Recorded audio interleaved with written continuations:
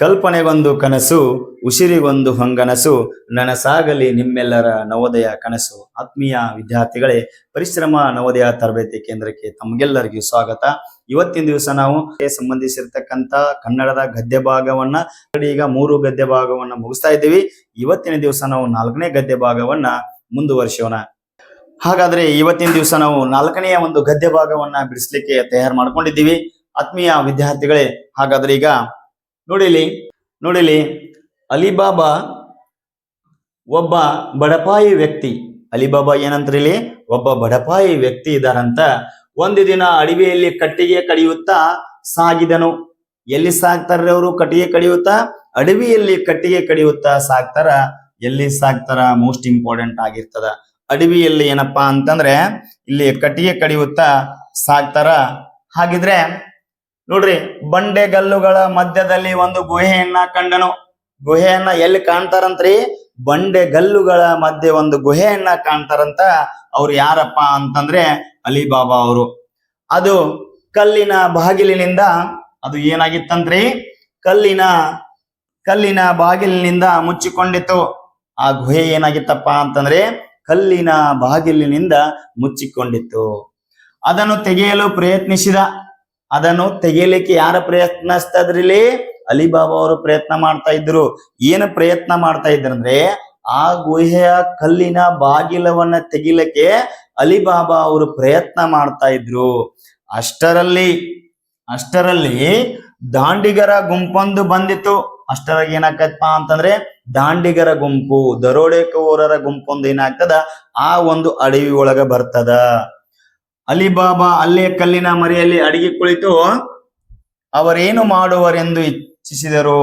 ಏನ್ ಮಾಡ್ತಾರಂತಂದ್ರೆ ಅಲಿಬಾಬಾ ಅವರು ಆ ದಾಂಡಿಗರ ಗುಂಪನ್ನು ನೋಡಿ, ಆ ದರೋಡೆಕೋರರ ಗುಂಪನ್ನು ನೋಡಿ ಏನ್ ಮಾಡ್ತಾರ, ಅಲ್ಲೇ ಒಂದು ಕಲ್ಲಿನ ಮರೆಗೆ ಏನ್ ಮಾಡ್ತಾರ, ಕುಳಿತುಕೊಂಡು ಅವ್ರು ಏನ್ ಮಾಡ್ತಾ ಇದ್ದಾರೆ ಅಂತ ಏನ್ ಮಾಡ್ತಾರ ನೋಡ್ತಾರ, ಇಚ್ಛಿಸ್ತಾರ. ಅಷ್ಟರಲ್ಲಿ ದಾಳಿಕೋರರ ಮುಖ್ಯಸ್ಥ ಬಾಗಿಲು ಮುಂದೆ ಬಂದು ನಿಂತು ಬಾಗಿಲು ತೆರೆ ಎಂದನು. ಅಷ್ಟರಲ್ಲಿ ಏನಪ್ಪಾ ಅಂತಂದ್ರೆ ಆ ದರೋಡೆಕೋರರ ಅಥವಾ ಆ ದಾಳಿಕೋರರ ಮುಖ್ಯಸ್ಥ ಏನ್ ಮಾಡ್ತಾನಪ್ಪ ಅಂತಂದ್ರೆ ಬಾಗಿಲೇ ಮುಂದೆ ನಿಂತು ಬಾಗಿಲು ತೆರೆ ಅಂತೇಳಿ ಅಂದಾಗ ಏನಾಗ್ತದ ನೋಡ್ರಿ, ಬಾಗಿಲು ತೆರೆದುಕೊಂಡಿತ್ತು. ನೋಡ್ರಿ, ಆ ದಾಂಡಿಗರ ಮುಖ್ಯಸ್ಥ ಆ ಒಂದು ಗುಹೆಯ ಕಲ್ಲಿನ ಬಾಗಿಲಿನ ಮುಂದೆ ಬಂದ್ ನಿಂತು ಬಾಗಿಲು ತೆರೆ ಅಂತ ಹೇಳಿದಾಗ ಅದೇನಾಗ್ತದ್ರಿ, ಬಾಗಿಲು ತೆರಿತದ ಅಂತ. ಹಾಗಿದ್ರೆ ಅವರೆಲ್ಲರೂ ಗುಹೆ ಒಳಗೆ ಹೋದರು. ಅವ್ರ ಏನ್ ಮಾಡ್ತಾರ್ರಿ, ಆ ಒಂದು ಗುಹೆ ಒಳಗಡೆ ಹೋಗ್ಬಿಡ್ತಾರ. ನೆಕ್ಸ್ಟ್ ನೋಡ್ರಿ, ಸ್ವಲ್ಪ ಸಮಯದ ನಂತರ ಅವರೆಲ್ಲರೂ ಹೊರಗೆ ಬಂದರು. ಗುಹೆ ಒಳಗೆ ಹೋಗ್ತಾರ. ಗುಹೆ ಒಳಗೆ ಹೋಗಿ ಸ್ವಲ್ಪ ಸಮಯದ ನಂತರ ಏನ್ ಮಾಡ್ತಾರಪ್ಪ ಅಂತಂದ್ರೆ ಹೊರಗಡೆ ಬರ್ತಾರ. ಬಾಗಿಲ ಮುಂದೆ ನಿಂತು ನಾಯಕ ಬಾಗಿಲು ಮುಚ್ಚು ಎಂದನು. ಬಾಗಿಲು ಮುಚ್ಚಿಕೊಂಡಿತು. ಅವಾಗ ಏನ್ ಮಾಡ್ತಾರ್ರಿ, ಸ್ವಲ್ಪ ಸಮಯದ ನಂತರ ಹೊರಗಡೆ ಬರ್ತಾರ. ಆ ನಾಯಕ ಏನ್ ಮಾಡ್ತಾನ, ಮತ್ತೆ ಆ ಗುಹೆ ಮುಂದೆ ನಿಂತ್ಕೊಂಡು, ಆ ಬಾಗಿಲ ಮುಂದೆ ನಿಂತ್ಕೊಂಡು ಬಾಗಿಲ ಮುಚ್ಚು ಅಂತ ಹೇಳ್ತಾನ. ಅವಾಗ ಏನಾಗ್ತದಪ್ಪ ಅಂತಂದ್ರೆ ಆ ಬಾಗಿಲು ಮುಚ್ಕೊಳ್ತದ.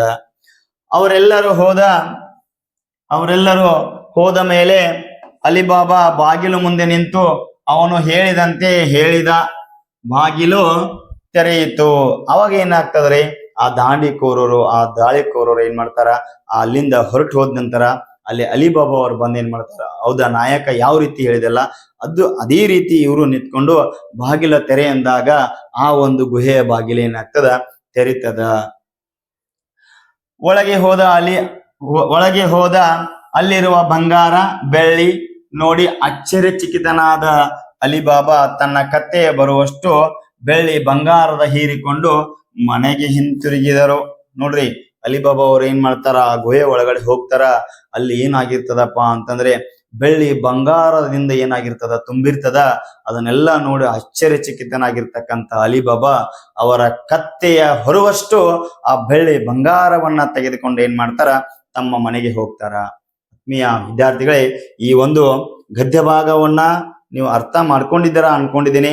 ನೀವು ಒಂದ್ಸಾರಿ ಏನ್ ಮಾಡ್ರಿ, ವಿಡಿಯೋನ ಪಾಸ್ ಮಾಡಿ ಈ ಗದ್ಯ ಭಾಗವನ್ನ ನಿಮ್ಮ ಬುಕ್ಕಿನಲ್ಲಿ ಪುಸ್ತಕದಲ್ಲಿ ಬರೆದುಕೊಂಡು ನೀವು ಏನ್ ಮಾಡ್ರಿ, ಪ್ರಶ್ನೆಗೆ ಉತ್ತರಗಳನ್ನ ನೀಡ್ರಿ. ಹಾಗಿದ್ರೆ ಈ ಒಂದು ಗದ್ಯ ಭಾಗದೊಳಗ ಯಾವ ರೀತಿ ಪ್ರಶ್ನೆಗಳನ್ನ ಕೇಳಿದಾರ ಅಂತೇಳಿ ನಾವು ನೋಡೋಣ.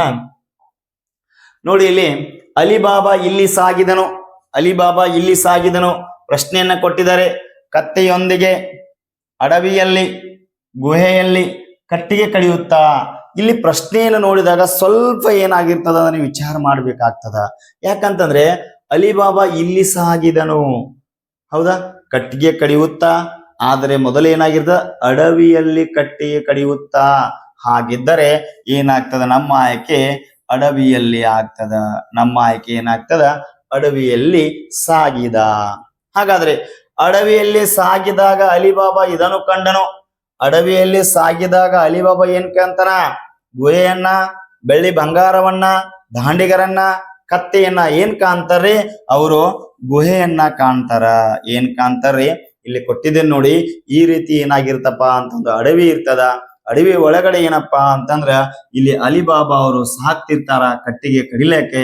ಅಲ್ಲಿ ಏನ್ ಕಾಣ್ತಾರಪ್ಪ ಅಂತಂದ್ರೆ ಅವರು ಗುಹೆಯನ್ನ ಕಾಣ್ತಾರ. ವಿದ್ಯಾರ್ಥಿಗಳೇ, ಕೆಲವೊಂದಿಷ್ಟು ಚಿತ್ರದ ಮುಖಾಂತರ, ಕೆಲವೊಂದಿಷ್ಟು ನಾನು ಹೇಳ್ತಾ ಇದ್ದೀನಲ್ಲ ಆತ್ಮೀಯ ವಿದ್ಯಾರ್ಥಿಗಳೇ, ಕೆಲವೊಂದಿಷ್ಟು ನೋಡುವುದರಿಂದ, ಕೆಲವೊಂದಿಷ್ಟು ಕೇಳುವುದರಿಂದ, ಹೌದಾ, ಏನಾಗ್ತದ ಅಂದ್ರ ನಮಗ್ ಜಾಸ್ತಿ ನೆನಪಿನ. ಆತ್ಮೀಯ ವಿದ್ಯಾರ್ಥಿಗಳೇ, ಕೆಲವೊಂದಿಷ್ಟು ನೋಡುವುದರಿಂದ, ಕೆಲವೊಂದಿಷ್ಟು ಕೇಳುವುದರಿಂದ ಏನಾಗ್ತದ, ನಮಗ್ ಜಾಸ್ತಿ ನೆನಪು ಉಳಿತದ.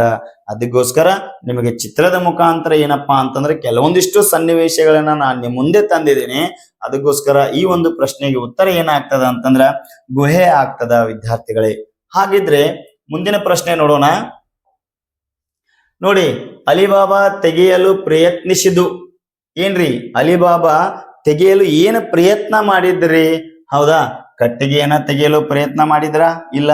ಬಂಗಾರವನ್ನು ತೆಗೆಯಲು ಪ್ರಯತ್ನ ಮಾಡಿದ್ರ? ಇಲ್ಲ. ಕಲ್ಲನ್ನು ತೆಗೆಯಲು ಪ್ರಯತ್ನ ಮಾಡಿದ್ರ? ಇಲ್ಲ. ಏನನ್ನ ತೆಗೆಯಲು ಪ್ರಯತ್ನ ಮಾಡಿದ್ರಿಲ್ರಿ? ಬಾಗಿಲನ್ನು ತೆಗೆಯಲು ಪ್ರಯತ್ನ ಮಾಡಿದರು. ಹಾಗಾದ್ರೆ ಇಲ್ಲಿ ನೋಡ್ರಿ ವಿದ್ಯಾರ್ಥಿಗಳೇ, ಇಲ್ಲಿ ನೋಡ್ರಿ, ಎಸ್ ನೋಡ್ರಿ, ಅದು ಕಲ್ಲಿನ ಬಾಗಿಲನ್ನ ಮುಚ್ಚಿಕೊಂಡಿತ್ತು, ಅದನ್ನು ತೆಗೆಯಲು ಪ್ರಯತ್ನಿಸಿದ. ಏನಡ್ರಿ, ಬಾಗಿಲನ್ನು ತೆಗೆಯಲು ಪ್ರಯತ್ನಿಸಿದ. ಮೊದಲ ಪ್ರಶ್ನೆ ಇತ್ತಲ್ಲ, ಎಲ್ಲಿ ಅಂತಂದ್ರೆ ಅಡವಿಯಲ್ಲಿ. ಹೌದಾ, ಏನನ್ನ ಕಂಡನು ಅಂತೇಳಿ ಪ್ರಶ್ನೆ ಕೇಳಿದ್ರಲ್ಲ, ಗುಹೆಯನ್ನ ಕಂಡನು ವಿದ್ಯಾರ್ಥಿಗಳೇ. ಈ ರೀತಿ ಏನಪ್ಪಾ ಅಂತಂದ್ರೆ ನಿಮಗೆ ವಾಕ್ಯಾವಳಿ ಒಳಗಡೆನೆ ಪ್ರಶ್ನೆಗಳಿರ್ತಾವ, ಅವುಗಳನ್ನ ಅರ್ಥ ಮಾಡ್ಕೊಂಡು ಓದ್ಬೇಕು ಅಷ್ಟೇ. ಹಾಗಿದ್ರೆ ಮುಂದಿನ ಪ್ರಶ್ನೆ ನೋಡೋಣ. ಎಸ್ ನೋಡ್ರಿ, ಗೊತ್ತಾಯ್ತಲ್ಲ, ಏನ ತೆಗೆಯಲು ಪ್ರಯತ್ನ ಮಾಡಿದ್ರಿ? ಬಾಗಿಲನ್ನ ತೆಗೆಯಲು ಪ್ರಯತ್ನ ಮಾಡಿದ್ರು.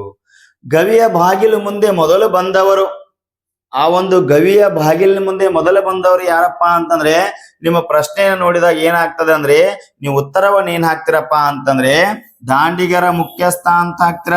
ನಿಮ್ಗೆ ಹಾಗೆ ಅನಿಸ್ತದ. ಏನು ಕೇಳಿದರೆ ಗವಿಯ ಬಾಗಿಲ ಮುಂದೆ ಮೊದಲು ಬಂದವರು.